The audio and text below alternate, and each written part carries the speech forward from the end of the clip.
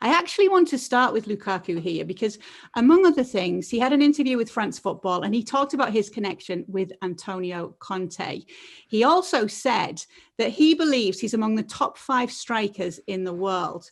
I want to know where he ranks for all of you, because it actually divided opinion between Christian Vieri and Antonio Cassano. Christian Vieri says that Lukaku right now is the best in the world. He says he's better than Lewandowski, he's better than Kane, he's better than Luis Suarez. He said Haaland comes second after him and then Lewandowski. Cassano does not agree. He used some very colourful language, which we won't say here on the podcast, to disagree with this. But I wonder what you thought of, first of all, Lukaku's comments, Nicky, and where you rank him.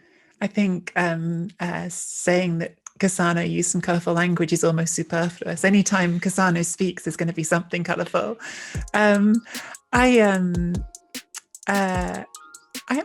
definitely have him in my top 5. I've just been sort of trying to work out exactly how I have that order. And of course, we get into this slightly ambiguous area of what we consider to be a striker. Is Ronaldo a striker, for instance? I know in the ESPN Top 100, he was in a separate box to the sort of the classic strikers. And I think there's a few players who I want to sort of do the same with. I mean, someone like Kylian Mbappe is not a striker. He's definitely a forward, but he's not a striker. And maybe the same for a Neymar who might come into this conversation. These are players who operate in different forward roles.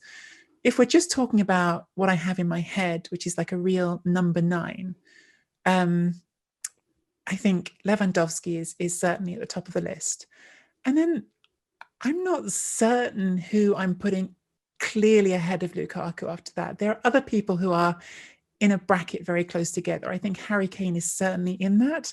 I think that I don't know. I think I almost feel like I have more material to judge Lukaku on because I've seen him in different contexts. I feel like I've seen Kane in a very specific context in which he works. And I wonder if he has the same variety to his game that I've seen from Lukaku. Erling Haaland, I think, is on a trajectory to be maybe even the best player in the whole world. Do I think he does as much for his team today as Lukaku? Again, I'm not sure that I do. I think Lukaku for Inter has matured into a player who is, and first of all, he does score a heap of goals, but he's so much more than just his goals. And I know people like to focus on clumsy touches, which he has sometimes, but his first touch has to be separated from his technique because his technique is phenomenal. And you see him play passes, you see him involve himself in team ways that are really technical. I think he's brilliant. I think he's a team player. He's a goal scorer. I think he's literally carried Inter through parts of this season and last season. So I think he's top 3 for me at least. I put him right behind Robert Lewandowski. And why is it that the weakness of Romelu Lukaku, which is his first touch, sometimes it's not perfect, it's magnified so much. There is no perfect striker. Every striker has maybe one deficiency in the game, whether it's the heading ability, whether it's something else. Romelu Lukaku, and I can already see the Premier League fans, Johnny United, who hasn't watched him since he left Manchester United, saying, how could you? You guys haven't watched him at Inter. By the way, Cristiano Ronaldo, who has played in the Premier League, La Liga, Serie A, has said that in Serie A, it's the most difficult league to score goals in, and he's not the only one. Look back at the comments from Carlos Tevez when he joined Juventus. Look at what Patrice Evra has said. Look at what players who have actually played in these top leagues in Europe has said. So that Romelu Lukaku now is playing the most clinical football of his career, scoring a goal and a half, basically, every other game instead of a goal every other game like he was in the Premier League. He has become world class. Take some time, digest it, let it sink in. He has been brilliant. I know it's difficult for people to accept because of the touch that you see against, who knows, Burnley in the Premier League, where he bobbled it one time when a missile came at him. He has been one of the most dynamic number 9s. He can run at defenders. He isn't built like any other footballer that right now I can think of, maybe since the days of Adriano.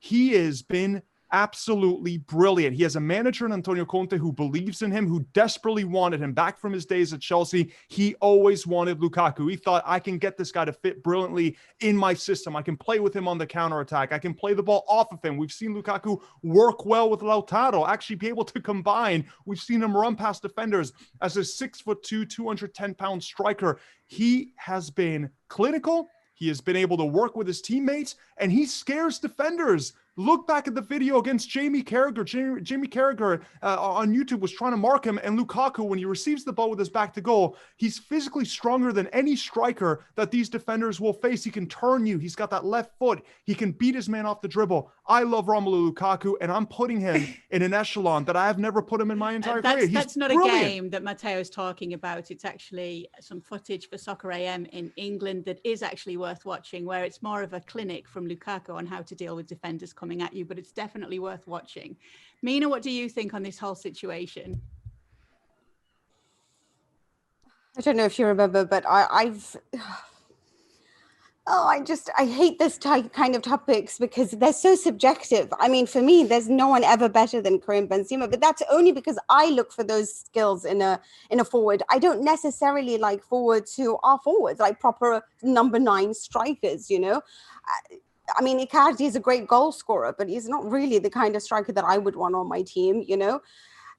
I like ones who work a lot with the side, and I do think Lukaku has been magnificent for Inter. And honestly speaking, he has really grown, really adapted, really enhanced all his skills. He is a lot more technical. He works for everyone. He's worked better on improving himself when he has back to goal. His touches are clumsy, but I feel like it's quite hard to judge him by, because we're talking about, you know, Lewandowski, who's won the Champions League, who's been playing against Barcelona, against Real Madrid.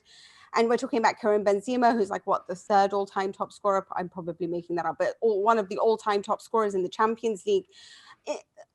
With all due respect, like Romelu Lukaku was at, you know, United, at Everton and Inter, but he hasn't really played a Champions League final against these moments that for me is where I'm going to judge a really top player. And I think that it's hard to do that because that's where I want to see somebody and that's where I'm going to judge them. This is why I can't take things seriously when we're talking about Juventus and this Barcelona. Well, you expect that, you know?